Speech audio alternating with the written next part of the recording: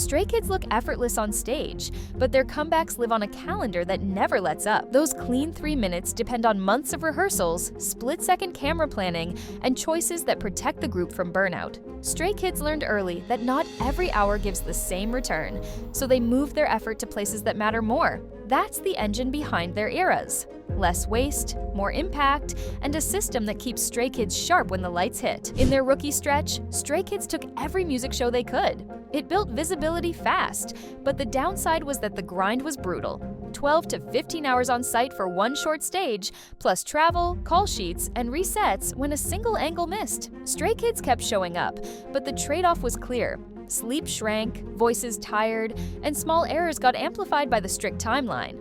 As a result, the insight landed. They realized that flooding the week with stages doesn't guarantee momentum. However, this didn't stop Stray Kids hustling. Instead, they stopped wasting it. They decided each appearance had to pull more weight than the time it took to do it. The answer wasn't fewer stages for the sake of it was a smarter day. Stray Kids rebuilt the routine from the first alarm. Stray Kids made mornings count. They walked into dry rehearsal like engineers, not guests. Mics checked, marks taped, and lines tightened so the camera could read them clearly. If the chorus felt crowded, Stray Kids adjusted spacing by half steps, not full reblocks, saving energy and avoiding chaos later. The group learned which angles flatter which formations, so the main cut and the fan cam both told the same story. This precision turned rehearsal from a formality into a power play. Stray Kids left the room already owning the broadcast. However, although rehearsal fixed the frame, there still was hours of standby that ate the clock.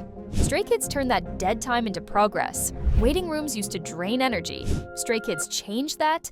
Members reviewed clips, flagged elbows drifting in the pre-chorus, and cleaned transitions that looked messy from side cameras. Coffee, energy drinks, and vitamin tonics helped, but the real boost came from clear assignments. Who watches spacing, who monitors breathing cues, who tweaks ad-libs so the mix stays stable. If a move fought the lens, Stray Kids simplified it without losing impact. Netizens noticed the difference, finding cleaner endings, fewer near collisions, and broadcasts that felt locked in. The waiting didn't vanish, instead it started paying rent. However, even with cleaner stages, the calendar still demanded new music during old promotions. Stray Kids wrote while running. 3 Racha, the producer team of Stray Kids, kept the pipeline open even mid-promo. Stray Kids drafted melodies between calls, cut guide tracks so the vibe survived long days, and edited lyrics to fit breath patterns under choreography. If a demo clashed with live performance stamina, Stray Kids shelved it without ego and moved on. Locking a title early unlocked everything else. Choreographers could sketch, stylists could theme, set teams could build. That domino effect kept momentum high. When Stray Kids finally said go, the rest of the machine was already moving. But a song on paper is only a plan. Stray Kids still needed bodies that could carry it every single night. Stray Kids trained choreography past "I know it" to "I can repeat it on tired legs." Long runs taught lungs to sing through jumps and taught lines to hold shape when adrenaline dipped. When minor injuries showed up, Stray Kids didn't push recklessly.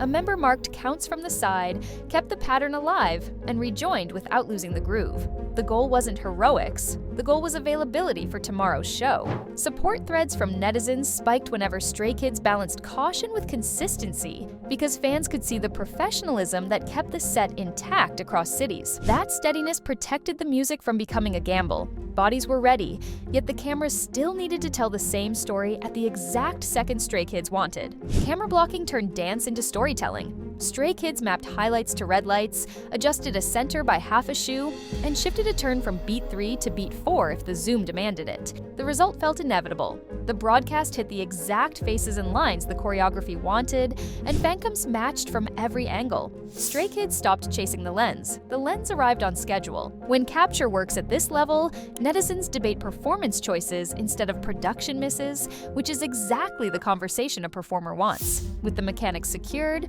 the strategy could finally evolve beyond hallway habits. Stable capture freed Stray Kids to ask a bigger question. What should they spend their hours on if the goal is global memory, not just weekly encores? Stray Kids cut routine music show volume and reinvested those hours in higher yield assets. Pre-filmed interviews, sharper music videos, and tour rehearsals that read from floor to rafters. This wasn't less work. It was concentrated work. Pre-taped content softened comeback week. Long-form rehearsals built a headline set that didn't collapse on night 3. Netizens debated the shift. Some missed trophy chasing.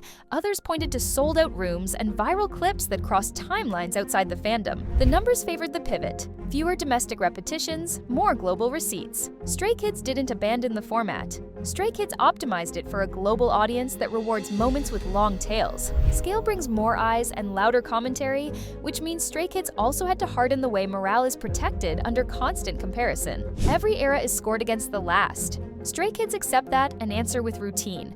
Fix one variable per day, communicate early, and keep the room calm. If a member's voice needs space, Stray Kids redistribute parts before it becomes a crisis. If the mood dips, Stray Kids reset with a clear micro goal so practice ends with a win.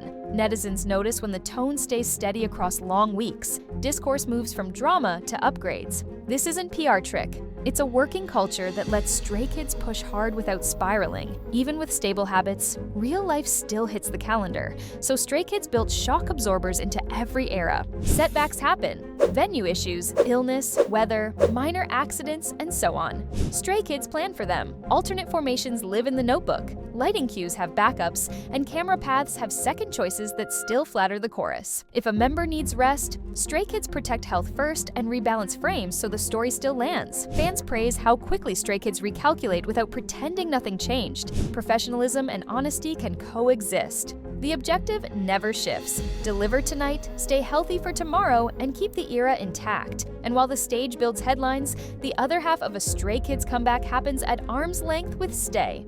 During comeback windows, Stray Kids meet hundreds of fans and stay present for each conversation. After rehearsals and recordings, Stray Kids still remember names, continue inside jokes, and personalize albums with tiny sketches that turned purchases into keepsakes. Clips spread fast, and netizens outside the fandom discover Stray Kids through these warm moments just as often as through their music and choreography.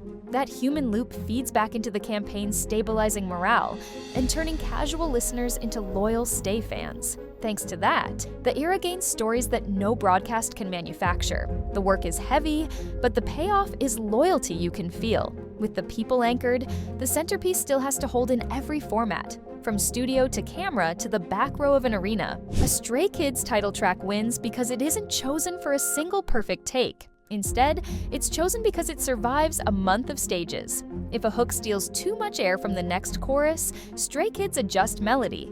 If a rap stack crushes stamina across a set, Stray Kids move lines so vocals stay clean. Sometimes a beloved demo gets parked because it won't survive on tour, and Stray Kids accept that cost in exchange for consistency. Netizens may mourn a sound they expected, but most agree the final cut feels more Stray Kids when it sings clean under pressure and still hits on camera. The live proof convinces doubters faster than any teaser. Survival is the floor, growth is the ceiling, and Stray Kids keep the ceiling rising by fixing tiny things where everyone can see them. Every stage gives Stray Kids data. Fan cams reveal spacing gaps. Broadcasts expose breath spikes. Crowd noise buries a harmony you thought was fine in rehearsal. Stray Kids patch one variable per day. An elbow angle, a breathing cue before a sprint, a balance tweak in the bridge. Within a week, the same performance looks tighter. Netizens literally catalog the upgrades like patch notes, which keeps the era feeling alive instead of repetitive. Fans aren't just seeing reruns, they're watching version updates in real time. Momentum climbs with these micro wins, but Stray Kids still need to land the era clean and exit without draining the tank. Stray Kids schedule buffers before the next build. Pre-recorded content extends visibility while bodies recover. Writing days are real days, not leftovers at midnight. By the time the next teaser hits, vocals are rested, minds are clear, and the opening stages don't feel like a scramble. Netizens sometimes call the quiet stretches mysterious, but the results show up in stronger launches and fewer early-era stumbles. Stray Kids don't just finish an era, they prepare the runway for the next one while the current one is still in the air. With the cycle stabilized, comeback stops being a week on TV and becomes a system Stray Kids can repeat without breaking. A modern Stray Kids comeback is a chain of smart choices. Titles locked early, choreo drafted with breath in mind, blocking that respects the camera lens, content filmed before chaos, selective broadcasts that matter, headline touring that reads from floor to rafters, and fan signs that humanize the grind. Each link supports the next, and wasted motion gets cut. Netizens still argue counts and rankings, but the rooms keep growing and the performances keep landing because the machine behind Stray Kids is deliberate. Being calm on stage isn't luck, it's design. And that design points to the same conclusion every time. The work didn't shrink. Stray Kids just stopped paying the tax of waste. Stray Kids proved that 3 minutes can explode without burning the group down. Less hallway waiting, more moments that live beyond a single broadcast, fewer repeats for habit's sake, more choices that protect health and power the next stop. That's why Stray Kids still look sharp at the end of a run, and why Stay stays engaged between drops. The tiring reality is a blueprint now. Stray Kids place effort where it pays off, then they do it again, and the hook into the next era is already built in. The same system that carried this one is ready to carry the next, louder, tighter, and still unmistakably Stray Kids.